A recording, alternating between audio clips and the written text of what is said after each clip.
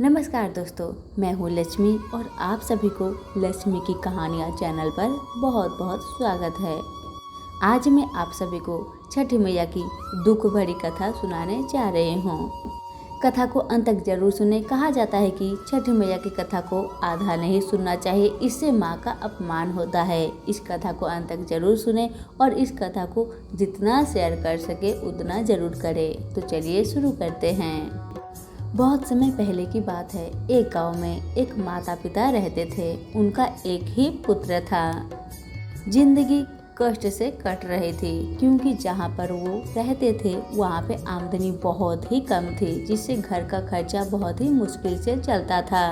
अब पति पत्नी से कहते हैं, सुनती हो, हम लोग कुछ समय के लिए बाहर जाकर कमा के आते हैं। कार्तिक का महीना आ गया है, छठी मैया का पूजा को हम धूमधाम से करेंगे। उसके लिए पैसा भी तो कमाना पड़ेगा। तो मैं और बेटा बाहर चले जाते हैं विदेश कमाने के लिए। पत्नी कहती है, ठीक है, आप लोग चले जाइए। कार्तिक मास जब आएगा तो वापस लौट कर आ जाइएगा।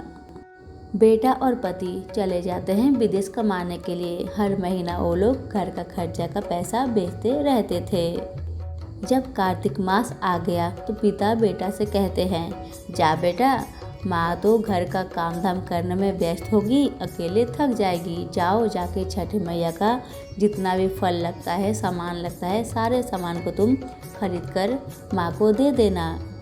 बेटा क्या करता है, जितना पैसा पिताजी उसको देते हैं उसका आधा पैसा जुआ में खेल के लुटा देता है और जो भी पैसा बचा रहता है उस पैसा में से शराब पी जाता है।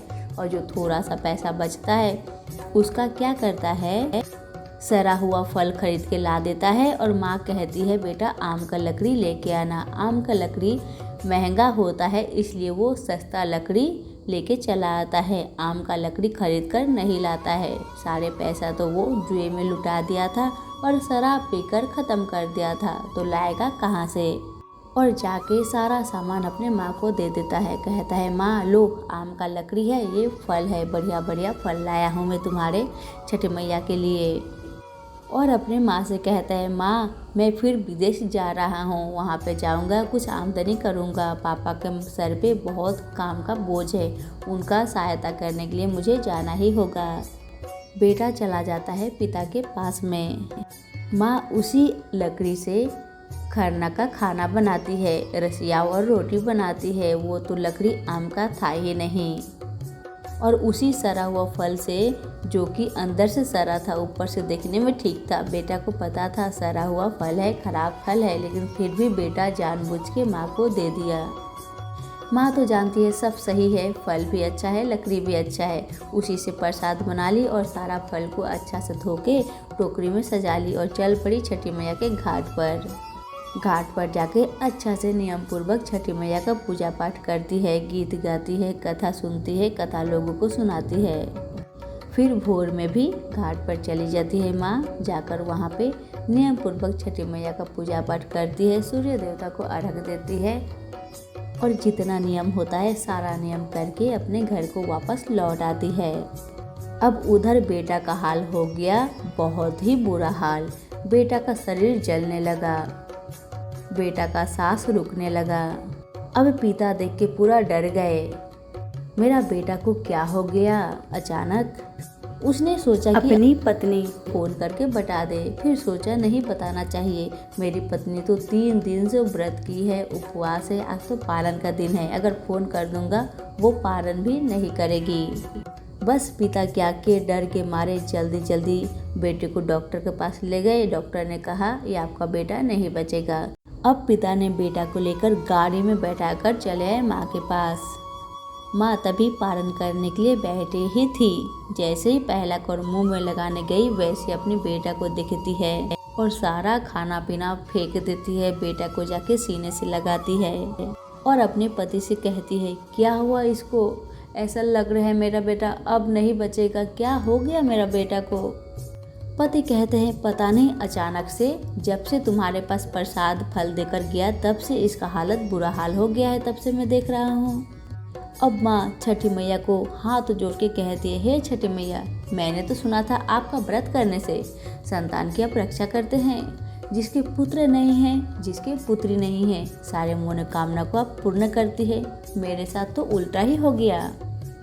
क्या मेरा पूजा पाठ करने में कुछ कमी थी माँ, जो मेरे बेटे को आपने सजा दिया? मैं पूरा नियम से दिन रात आपका नाम लेकर व्रत करी, लेकिन आप मेरे साथ ऐसा करी। क्यों माँ, क्यों? अगर मेरा बेटा को कुछ हुआ माँ, मैं एक बूंद तक पानी नहीं पीऊंगी। मैं 3 दिन से उपवास हूँ माँ। ऐसे ही अपना प्राण त्याग दूंगी, नहीं तो मेरे बेटा को आप बचा लीजिए। जो भी गलती है उसे माफ़ कर दीजिए।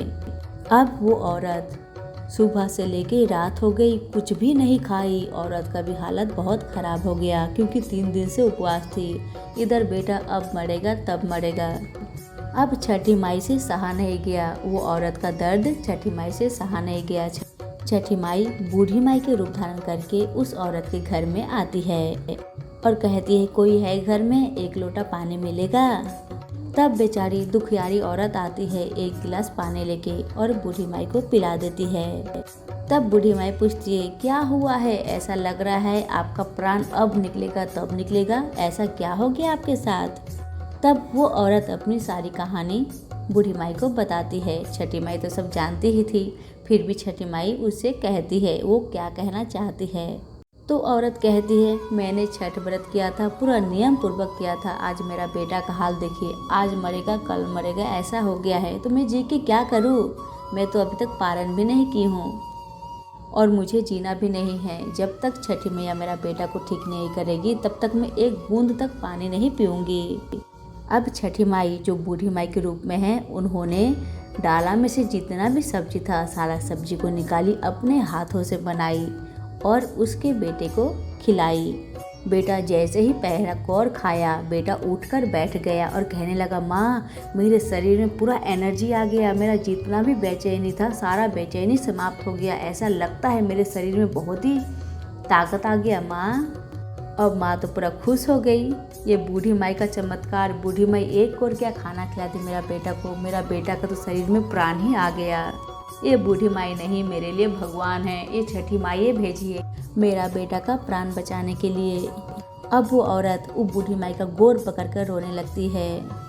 हे माई आपका कोटि कोटि प्रणाम, आपने मेरे बच्चे की रक्षा की। हे माई आपका कोटि कोटि प्रणाम। अब बूढ़ी माई कहती है, तुम्हारा बेटा ठीक हो गया ना, अब तुम भी पालन कर लो। अब खुशी खुशी वो दुखियारी औरत अपना भोजन ग्रहण करती है और छठी मैया को मन ही मन कोटि कोटि प्रणाम करती है और छठी माई वहाँ से अंतर ध्यान हो जाती है।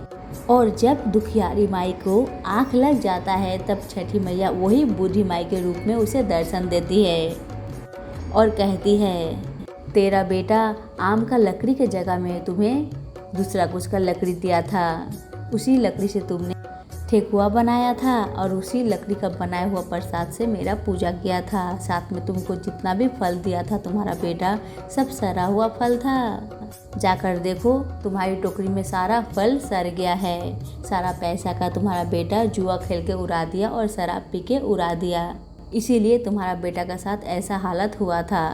लेकिन तुम्हारे दुख मुझसे सहा नहीं गया, इसीलिए मैंने तुम्हारे बेटे को ठीक कर दिया और मैं तुम्हें आशीर्वाद भी देती हूँ। तुम्हारा बेटा अब से बहुत अच्छा इंसान बनेगा और तुम्हारी हर मनोकामना तुम्हारा बेटा पूर्ण करेगा।